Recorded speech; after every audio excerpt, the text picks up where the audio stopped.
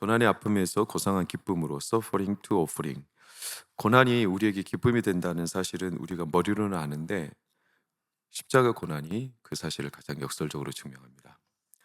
여러분, 사람은 본성이 언제 드러나냐면 자기가 원하는 걸 만났을 때, 마치 솜이 물을 만나면 훅 흡수하듯이 사람은 자기가 원하는 걸 만나면 본심이 드러납니다. 예수님은 이걸 좀 다르게 너희 마음이 있는 곳에, 보물이 있는 곳에 뭐가 있다? 마음이 있다 그랬어요. 그러니까 마음이 자기가 원하는 보물이 있는 곳으로 훅 빨려 들어가서 그때 이제 본성이 나옵니다. 동물은 좀 달라요. 동물은 원함을 따라 움직이는 게 아니라 그들의 본성은 그러니까 자기들이 필요한 거, 원함과 좀 달라요. 사람은 원하는 거, 동물은 생존에 필요한 거. 그래서 그 필요는 동물이 딱 채우면 그걸로 끝나요. 동물은 그래서 배가 부르면 사냥을 할까요, 안 할까요? 안 해요. 배부름의 필요가 끝나면 더 이상 사냥 안 해요. 근데 사람은 배불러도 계속 먹어요. 터질 때까지 먹어요. 그래가지고 나중에 하는 말이 배불러 죽겠다. 왜 죽을 때까지 먹어요? 원함은 이렇게 달라요. 그래서 가진 놈이 더 한대요. 그렇죠? 있는 놈이 더 한대요. 아니, 필요가 충분히 채워지는데도 더 한대요. 왜냐하면 원함은 안 채워지기 때문에 그래요. 마음은 안 채워져요. 그 반증이 우리는 늘 공허해요. 많이 가져도 또 공허하죠? 왜냐? 원함은 안 채워지는 거예요. 여러분, 예후가 자꾸 선을 넘는 이유가 이 원함 때문에 그래요. 본성. 아합을 심판했어요. 근데 아합 심판으로 충분한데 남쪽 유다 왕까지 건드렸어요. 역대하 22장 8절을 보니까 남쪽 유다 왕, 그러니까 아합의 집을 심판했는데 아하시아의 형제들의 아들들까지 42명 죽였어요. 왜?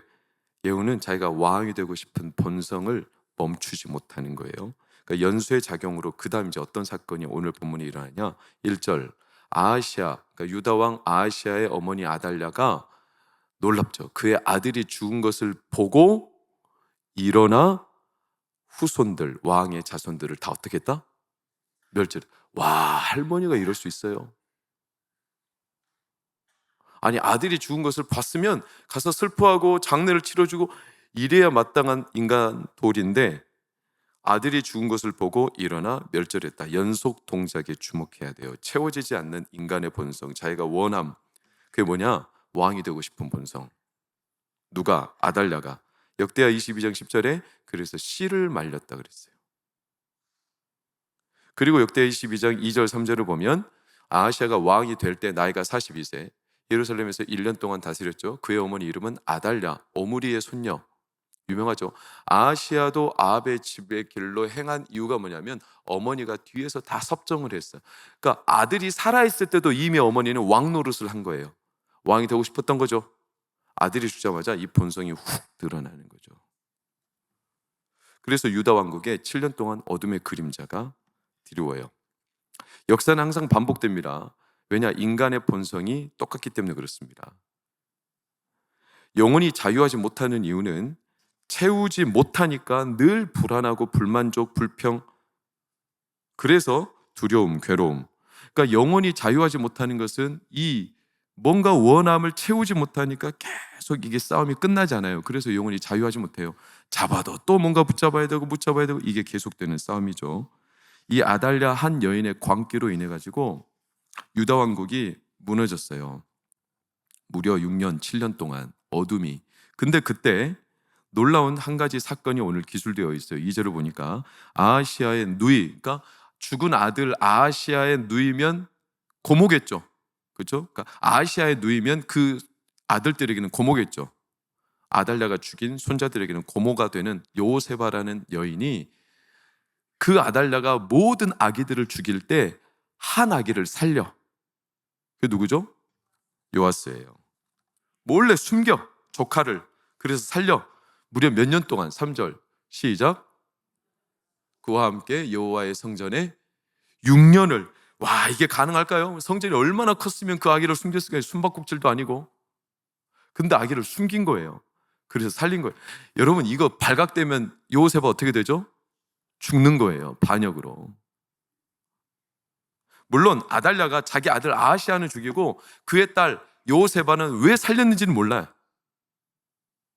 그러나 결국에는 요세바는 자기 목숨을 걸고 이 요아스를 보호한 거예요. 그럼 우리는 아니 지금 모든 후손이 멸망하고 아달랴가 지금 폭정으로 학살하고 지금 난리가 났는데 그 한 명 아기 살린다고 뭐가 달라지냐? 역사가.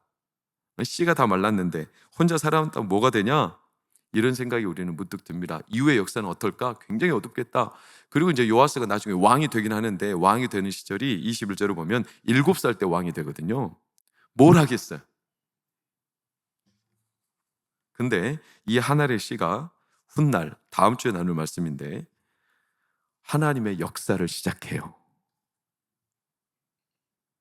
이 하나의 씨가 기대되시죠? 기대하시라. 다음 주를 개봉 박두. 오늘 다룰 내용은 아니에요. 그게 중요한 건 이런 상황에서 누군가는 이렇게 무너진 황폐한 땅에 그래도 씨를 뿌렸다는 거죠. 요아스를 살려서. 오늘 성만찬이 바로 그래요. 그러니까 성만찬은 우리가 알다시피 성만찬은 그렇게 행복한 배경에서 시작된 게 아니죠.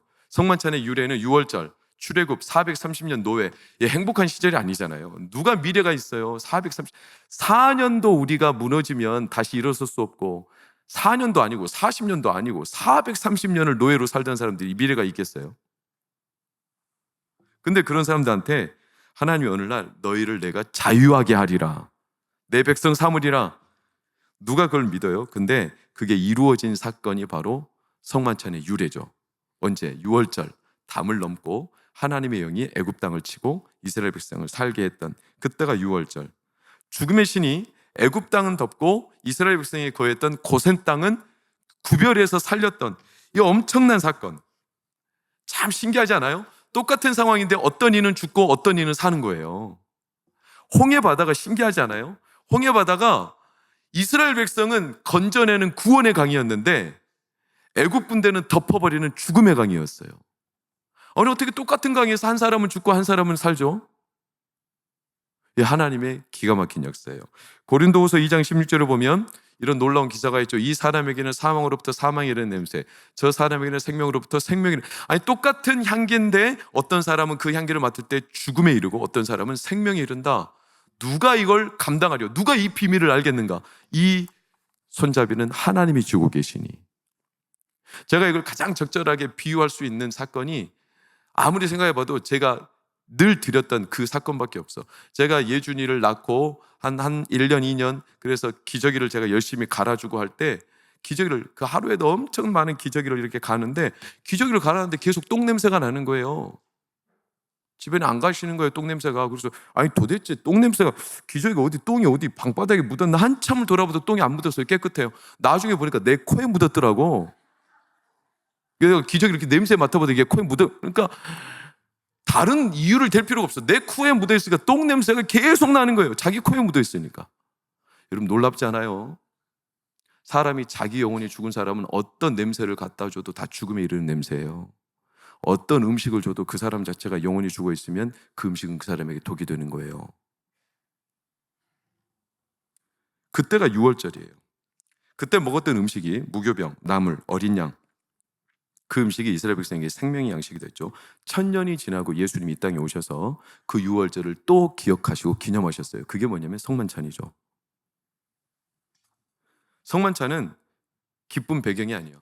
예수님도 6월절 치를 때 십자가를 앞에 두고 계셨죠. 그렇죠? 십자가 지시기 전 바로 오늘 일주일 전에 예수님은 최후의 식탁. 그러나 이거는 시작이었어요. 시작. 우리는 마지막인 것처럼 생각하지만 예수님의 새로운 시작, 역사의 시작, 이 만찬.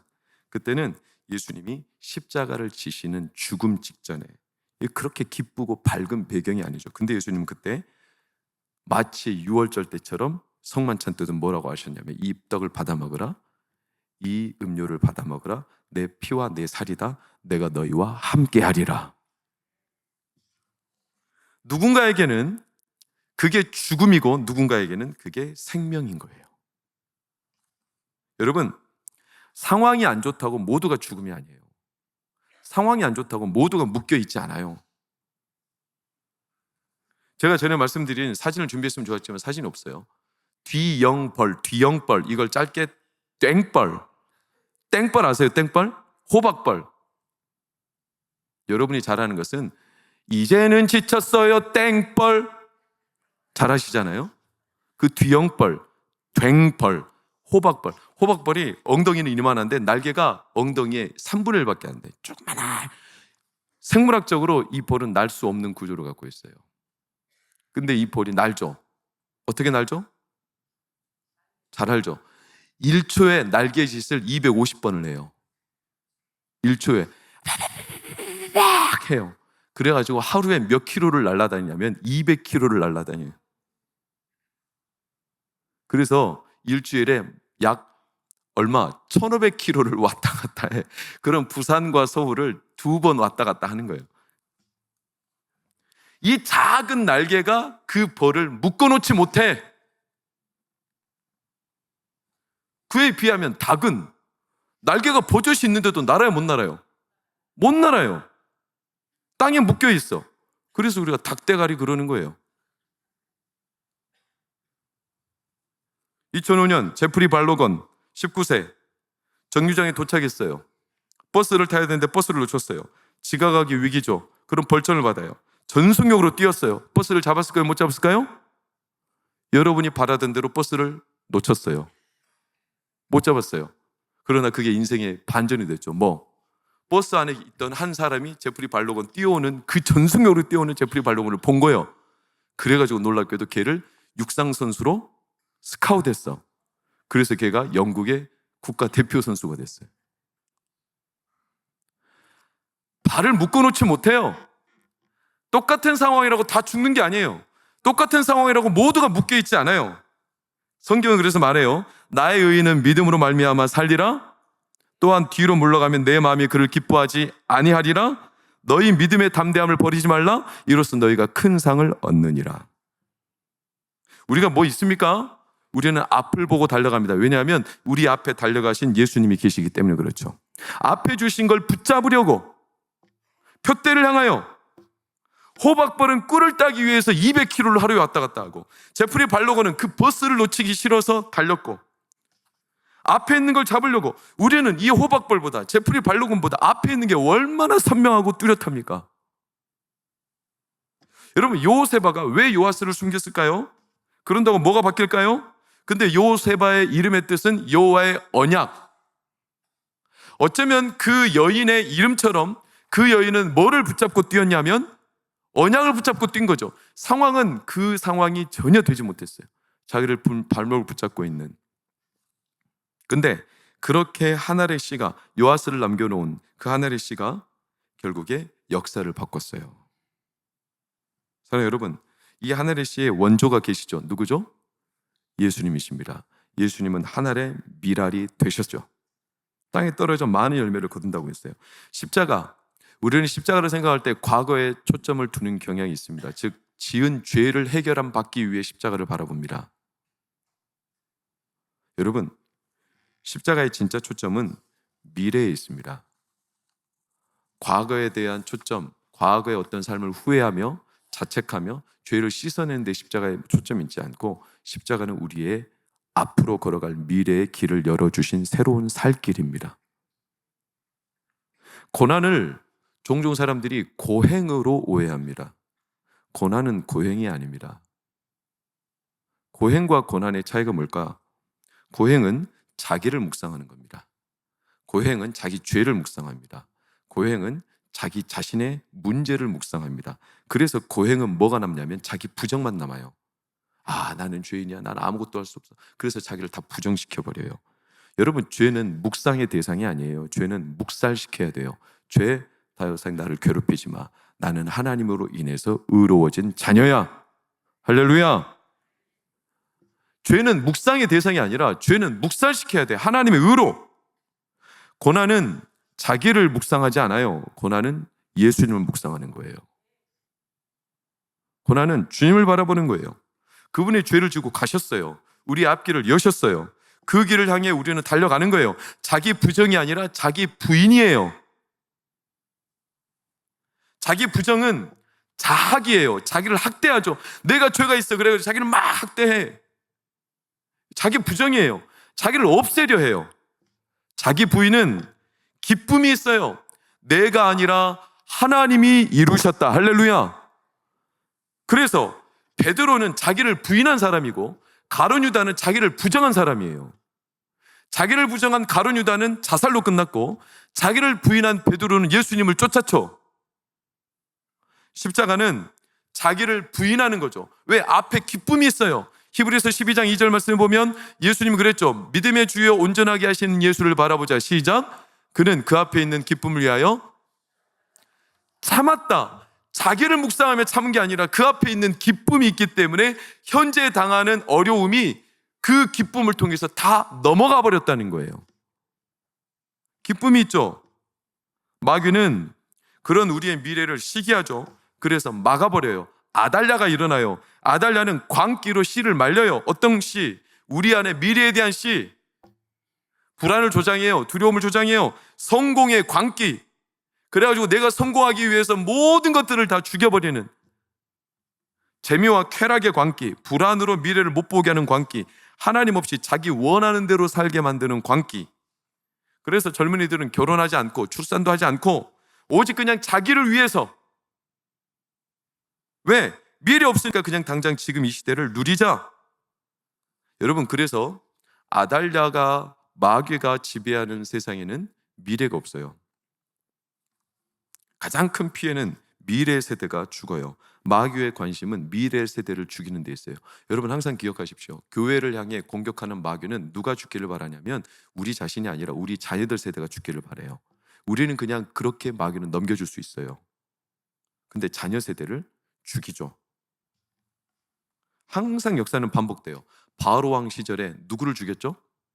아기들을 다 죽여버리죠. 남자 태어나면. 헤롯 대왕, 예수님이 태어나자 누구를 다 죽이죠? 2살 배기 아래 아기를 싹 다 죽여버리죠. 역사는 늘 반복되는 거예요. 마귀는 미래 세대를 죽이려 해요. 미래가 없게 만들죠. 그래서 당장 내 지금 원하는 것만 누리고 살게 만드는 게 마귀의 광기, 아달랴의 광기. 여러분, 코로나보다 더 무서웠던 건 코로나 블루죠. 2019년 코로나 하루에 1.6명이 죽었어요. 코로나로. 하루에 1.6명, 적지 않은 수죠. 그러나 코로나 시절에 하루에 38명이 자살로 죽었어요.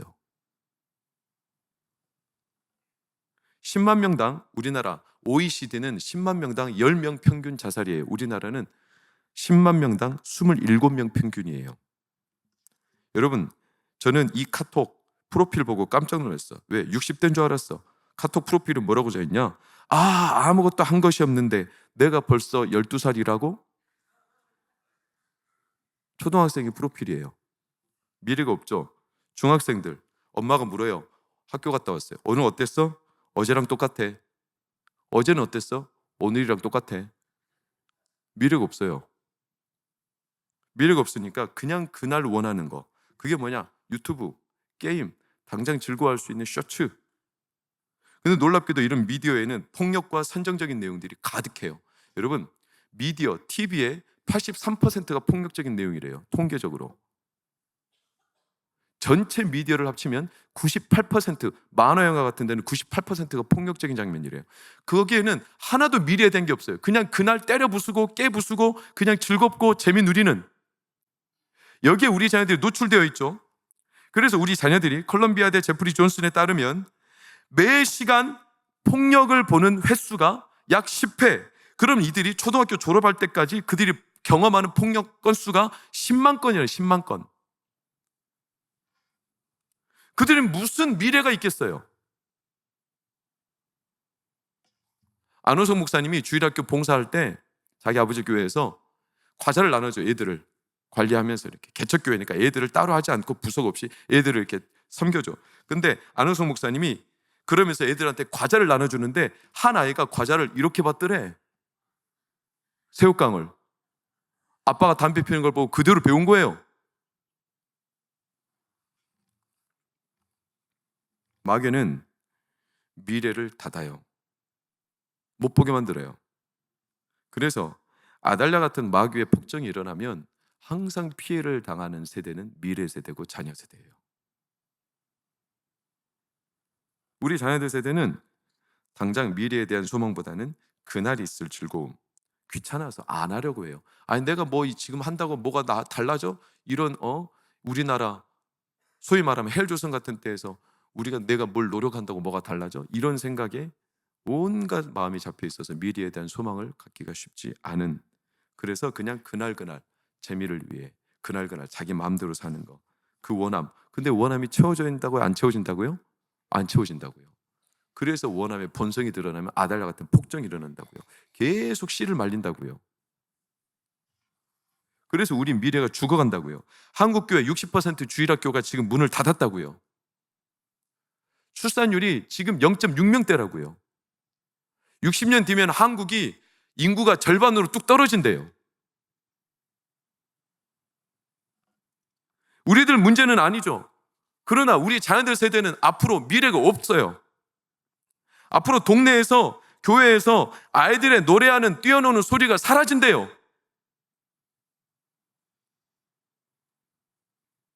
우리는 그걸 왜 못 볼까? 다 제각각 보기 때문에 그래요. 자기 원함을 따라. 오늘은 종려주일입니다. 종려주일 때 예수님이 예루살렘 입성합니다. 당나귀 타고 종려나무 가지를 흔들었죠. 왕이 오신다. 그러나 이들이 원했던 왕은 진짜 왕일까요? 메시아? 이들이 원했던 왕은 경제적인 왕이었어요. 우리나라를 경제로부터 부흥시켜줄, 우리나라를 로마의 압제로부터 부흥시켜줄 군사혁명의 왕, 우리나라를 압제로부터 벗어나게 해줄 어떤 정치적인 왕, 이런 왕이었죠. 다 제각각 봤어요. 예수님을 온전히 바라본 사람이 없었어요. 예수님은 그들에게 미래와 소망을 주기 위해서 왔는데 자기들의 현재적인 필요를 채우기 위한 왕으로 이해한 사람들이 대부분이었어요. 근데 예수님 평생 동안 사람들이 다 그랬어요. 다 제각각. 예수님의 기적을 보고서도 다 제각각 원함을 따라 예수님을 따라갔어요. 그렇죠? 그러니까 기적이 더 이상 일어나지 않으면 예수님을 따르지 않아요. 성만찬 때에는 더 했어요. 같이 식탁에 손을 얹었는데 제자들이 심지어 다 딴 생각하고 있어요. 누가 예수님을 팔 거냐? 누가 우편에 앉을 거냐? 누가 좌편에 앉을 거냐? 누가 천국에서 가장 높냐? 다 제각각 자기 원함을 따라, 심지어 부활하신 예수님을 보고서도 믿지 않고 다 자기 제갈 길로 그냥 가버렸어요. 어떤 이는 엠마오로, 어떤 이는 그냥 고기 잡겠다고. 여러분, 오늘도 우리는 똑같은 상황이 있지만 예수님은 오늘도 우리에게 동일하게 지금, 그때나 지금이나 여전히 하나님은 예나 지금이나, 예수님은 예나 지금이나 어제나 오늘이나 영원히 동일하시기 때문에 오늘도 우리에게 오셔서 이 성만찬을 베풀어 주실 때 내 원함이 아니라 하나님의 원함대로 우리의 영혼을 살게 하시려, 미래를 열어주시려 이 시간 떡과 포도주를 베푸시는 겁니다. 그래서 미래를 열어주시고 살게 하시는 겁니다. 씨를 뿌리시는 거죠. 요셉아처럼 그 한 알의 씨를 남긴다고 뭐가 달라질까? 그러나 예수님은 이 한 알의 밀알이 자신이 됐죠. 늘 그런 사람들이 있었어요. 애굽의 폭정에서 시브라, 산파, 부하, 이들은요 그 아이들을 살렸어. 그 노친네 2명이 애기들 살려봤자 몇 명이나 살리겠어요. 그런데 그 2사람으로 인해서 이스라엘 민족이 부흥했다고 했어요. 이거는 그들이 살려서 부흥한 게 아니라 하나님은 그 2 노인 마음을 보고 하나님이 이스라엘 백성을 복 주신 거예요. 씨를 뿌린 거죠. 항상 그런 사람들이 있었어요. 그 하나의 씨가 온 세상에 복이 될 거라는 것을 누가 알았을까요? 예수님이 오늘 그 씨를 우리에게 나누시는 겁니다. 받아 먹어라. 너희를 위한 내 몸이다. 너희를 위한 내 피다. 받아 먹고 살아라. 미래를 열어줄 테니 살아가라. 예수님께서 오늘 저나 여러분을 살리게 하시기를 축복합니다. 병든 이들도, 지금 상황이 절박한 이들도, 그분은 마귀처럼 우리의 미래를 담보로 삼아 우리를 성공의 씨를 말려버리고 우리의 모든 씨를 말려버리는 이 마귀와 다르게 예수님은 스스로가 담보가 되셨어요. 미래를 위해서. 히브리서 7장 22절 다 같이 읽읍시다. 시작. 이와 같이 예수는 더 좋은 언약의 보증이 되셨느니라. 할렐루야. 그분은 미래의 기쁨이 있었기 때문에 참으신 겁니다. 아니, 참았다는 말도 부족해요. 기쁨 때문에 현재의 아픔과 문제가 보이지 않은 겁니다. 미래가 너무나 뚜렷했죠. 조급증, 불안증, 두려움, 정신분열. 저희 교회에 어려운 이들 많습니다. 이번 주에도 그런 어려운 이들을 저는 많이 만났습니다. 저는 방금 전까지만 해도 아파하는 한 여인을 돌보다가 왔습니다. 그리고 선포하고 왔습니다. 오늘 성만찬을 대할 때 우리의 이 문제가 하나님의 기쁨으로 덮어지기를 소망합니다. 여러분, 그러니 이제 영혼의 자유함을 누리십시오. 예수님 오늘 그 자유를 선포하시는 겁니다. 로마서 8장 15절 선포하고 성만찬 나눕시다. 시작. 너희는 다시 무수하는 종의 영을 받지 아니하고 양자의 영을 받았으므로 우리가 아빠 아버지라고 부르시느니라. 아멘. 기억해 놓으세요. 8.15 로마서 8장 15절 8.15 광복. 8.15 광복. 로마서 8장 15절은 광복의 절. 너희는 다시는 무수하는 종의 영을 받지 않았다. 두려워하지 말아라. 종은 그날 벌어 그날 먹고 살까 고민하지만 너희는 양자의 영을 받았느니라. 하나님이 먹이시느니라. 하나님이 살게 하시느니라. 하나님이 미래를 열어주신다. 그러니 이 떡을 먹을 때, 이 음료를 마실 때마다 늘 영혼에, 우리의 육신에, 우리의 가정에 하나님이 주시는 이 영혼의 양식을 먹고 자유할지어다. 영혼의 자유함을 누리시기를 예수 이름으로 축원합니다.